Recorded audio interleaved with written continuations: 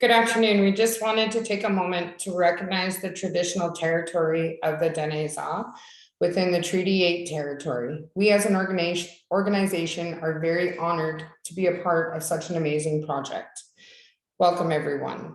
I would like to pass the floor over to a very knowledgeable elder from the community of Fort Nelson First Nations for an opening prayer ceremony. Chimigwich, Creator and Ancestors.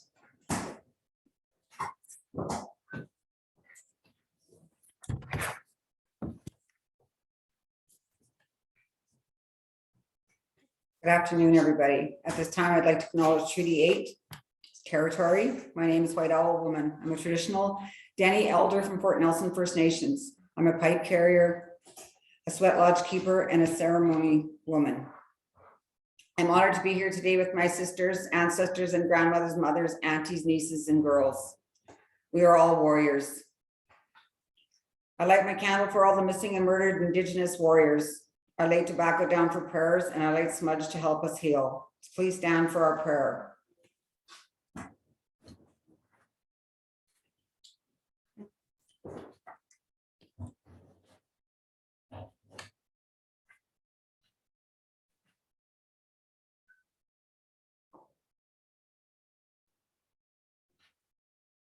Oh, great Creator, ancestors, grandmother from the north who looks after all our people. I ask you to help our women, families, communities, to help us be strong and heal our hearts. I pray for the grandmothers, mothers, sisters, nieces, and all murdered and missing warriors, that you help bring them home to their home fires. We ask you, Creator, to look after our families that wait for their loved ones to come home, that you'll heal our mind, body, and spirit. Please help us look after our mental, physical, emotional, and spiritual well-being through ceremonies. And Great Creator, help us with the work we have to do today and every day. Mother Earth, I thank you for the medicines we use. Must see Creator, ancestors, and grandmothers from the north for helping us today and every day. Hi, hi, all my relations.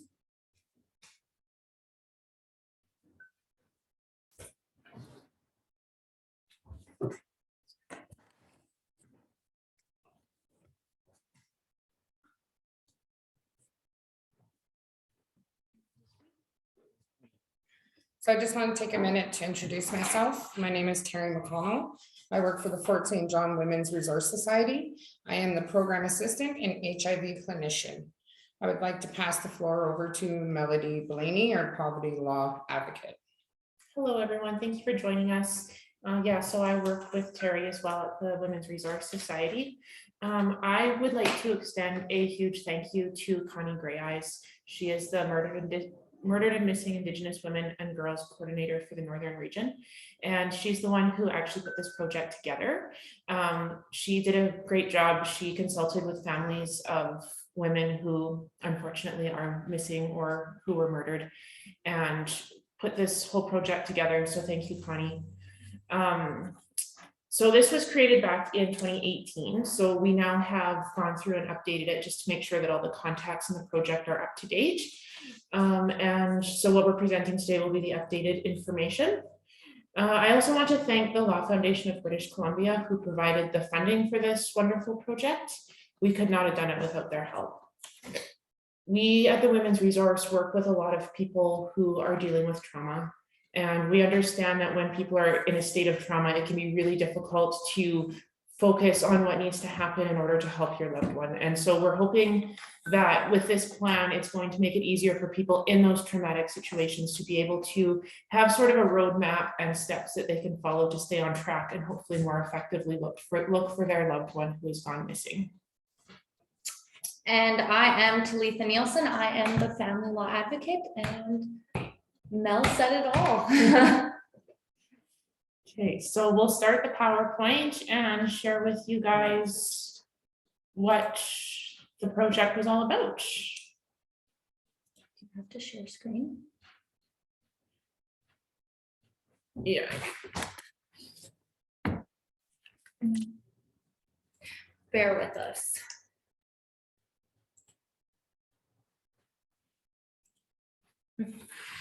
Okay, now we will share our PowerPoint with you.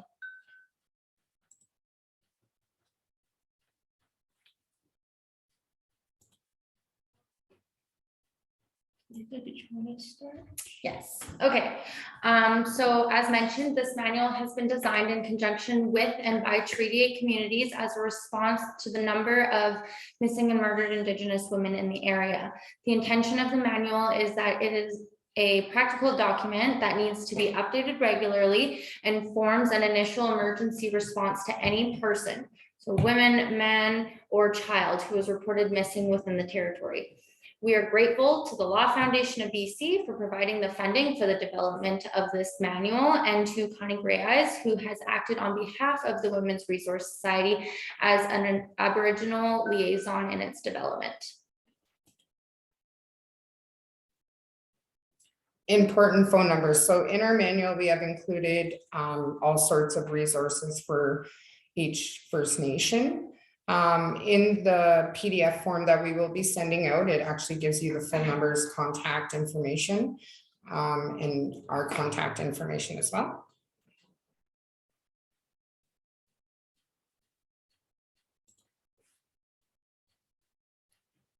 So some of the numbers on the manual include crisis lines and phone numbers for organizations in and around Fort St. John area that can be helpful in providing support for people who are in crisis or who have a family member who have gone missing.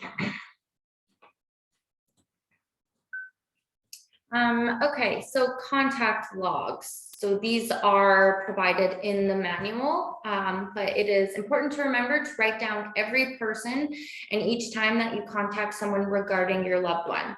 Keep careful notes of who you contact, the time and date that you contact them, and notes about the conversations had.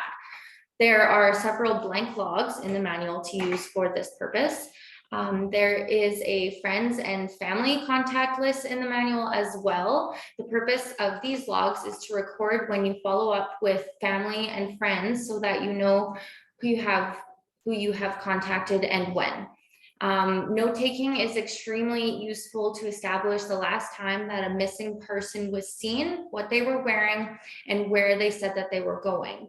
So keep any information that you can in these notes on each friends and family's contacts list.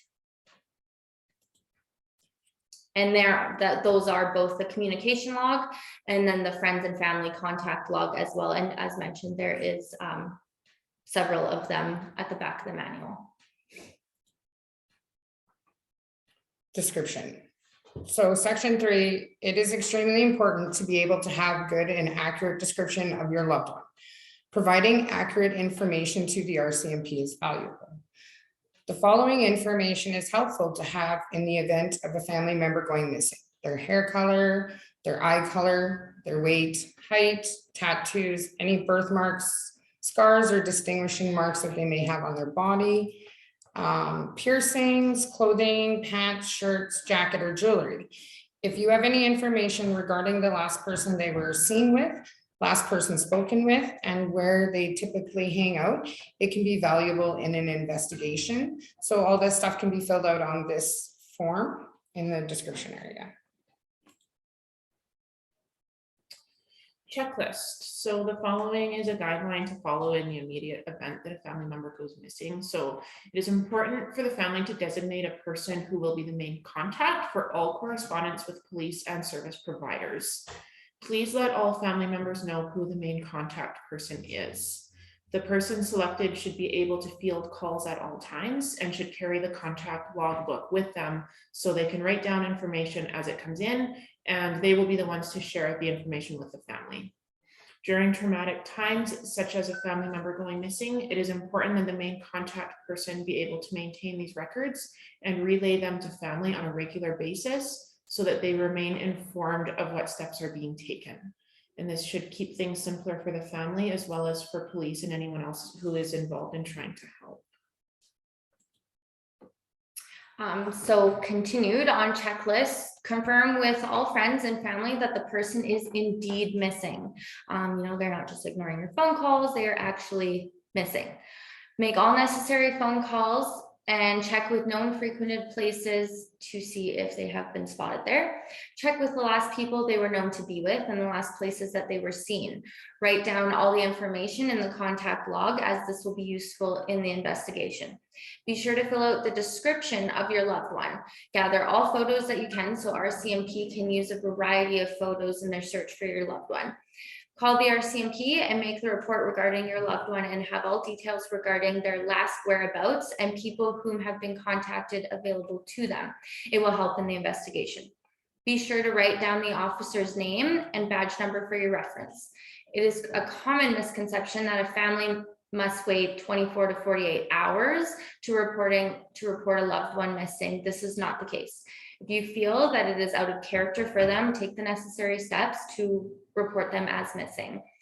Also, ask for the missing file report number, write it down and use it in all of your future communications with the RCMP. Check all phone records, social media accounts, emails, and if possible, bank records to see if there is any movement on those. Last time they posted anything online, for example. So after the initial report, ask the police to release a photo and a statement from a family regarding your loved one. Delegate a family member who will be in charge of social media accounts and create a missing persons page for your loved one. Having a family meeting to decide what tasks family members will be delegated with distributing posters, organizing a search, childminding, and finding appropriate support for your family. Write down all your tasks that you have been designated and to whom. If possible, have someone responsible to organize a list of family and friends who can offer their support, who will be responsible to check up on them and see if they are on track or needing help. Make a list for your loved one's account with social media, banking information to the best of your knowledge.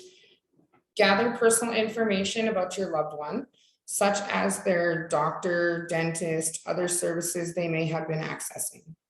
Gather your loved one's hairbrush, toothbrush, if possible, a worn article of clothing, and place them in a Ziploc container to keep them for future references if needed. Take care of yourself. It is the utmost importance for family members to remember to be kind and gentle with themselves during such a traumatic and stressful time.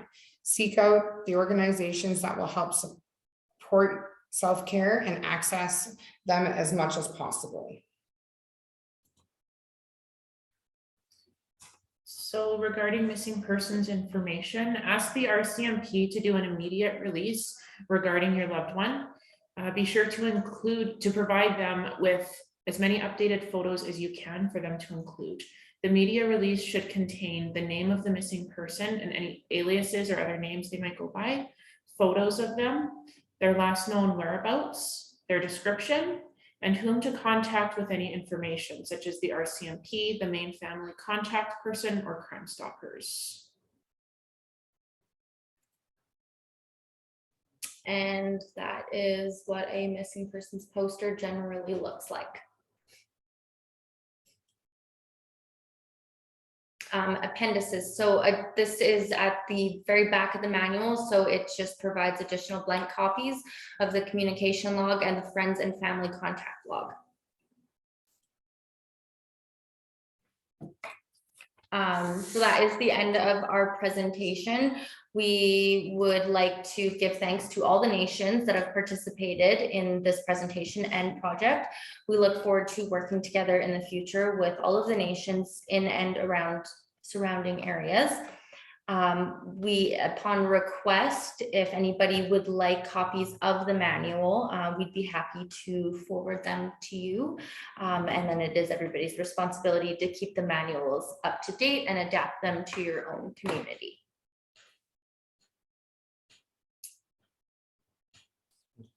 That's it. So yeah, we just want to pass the floor back over to our elders so that we can do our closing out ceremony. And again, thank you very kindly for being with us today.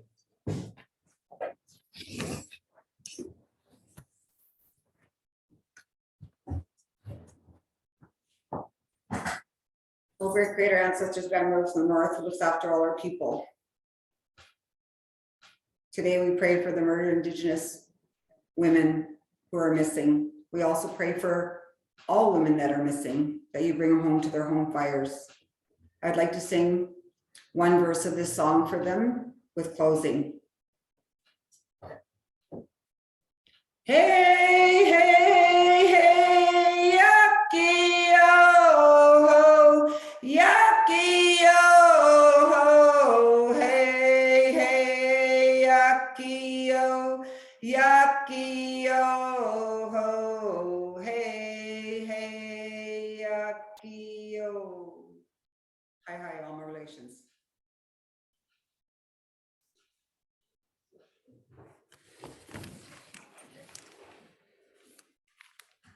Thank you for joining us, everyone.